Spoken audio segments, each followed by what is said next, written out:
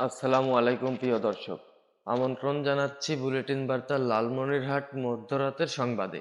প্রিয় দর্শক, এই মুহূর্তে বুলেটিন বার্তা লালমনিরহাট নিউজে সরাসরি সংযুক্ত আছি আমি মোহাম্মদ শেখ আনিসুল রহমান রাজীব আপনাদের সাথে। প্রিয় দর্শক, বিস্তারিত সংবাদের শুরুতেই জানিয়ে দিচ্ছি লালমনিরহাট জেলার আজকের সর্বশেষ ব্রেকিং নিউজটি। প্রিয় দর্শক, চলুন দেখে আসা যাক রিয়া চৌধুরীর ক্যামেরায় ধারণকৃত ডেস্ক রিপোর্টে আজকের লালমনিরহাটের সর্বশেষ আপডেট সংবাদটি।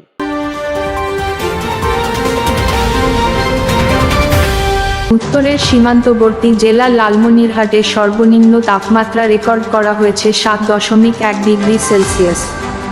শুক্রবার 26 জানুয়ারি সন্ধ্যায় রংপুর আবহাওয়া অফিসের তথ্যমতে লালমনিরহাটে এবছরে এটি সর্বনিম্ন তাপমাত্রা রেকর্ড করা হয়, যা লালমনিরহাটের জন্য চলতি শীত মৌসুমের সর্বনিম্ন তাপমাত্রা বলে জানান তারা। প্রবল শীতে কাঁপছে লালমনিরহাট জেলার জনপদ। জেলার তাপমাত্রার এই নিম্নমুখী অবস্থানের কারণে গোটা উত্তরাঞ্চলের ওপর দিয়ে বয়ে যাচ্ছে মাঝারি শৈত্যপ্রবাহ। সপ্তাহ জুড়ে লালমনিরহাটে মাঝারি শৈত্যপ্রবাহ ও ঘন কুয়াশায় 7 ডিগ্রি থেকে 10 ডিগ্রি সেলসিয়াস তাপমাত্রা ওঠানামা করছে। উত্তর দিক থেকে ধেয়ে আসা হিমেল বাতাসে তাপমাত্রা কমেছে। অনুভূত হচ্ছে কনকনে ঠান্ডা।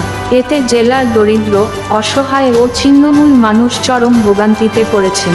শুক্রবার 26 জানুয়ারি আবহাওয়া অধিদপ্তর সকাল 9টা থেকে পরবর্তী 72 ঘন্টার 3 দিন পূর্বাভাসে বলা হয়েছে, আংশিক মেঘলা আকাশসহ ঘন কুয়াশা আরও ঘনীভূত হওয়ার সম্ভাবনা রয়েছে।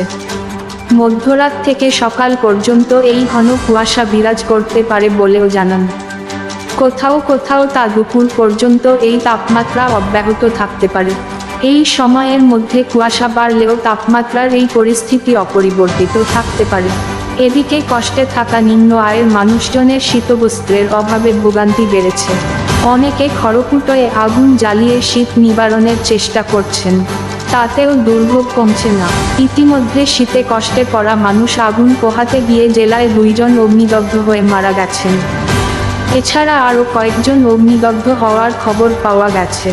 লালমনিরহাট জেলা প্রশাসক মোহাম্মদ উল্লাহ জানিয়েছেন, ত্রাণ মন্ত্রণালয়ের দেয়া 5,000 কম্বল জেলার 5টি উপজেলায় বিতরণ করা হচ্ছে। এছাড়া সংসদ সদস্যদের বরাবর 1,000 করে মোট 3,000 কম্বল বরাদ্দ দেওয়া হয়েছে। এছাড়া জেলা পরিষদ, সমাজকল্যাণ মন্ত্রণালয়ের তরফ থেকেও শীতবস্ত্র বিতরণ চলছে।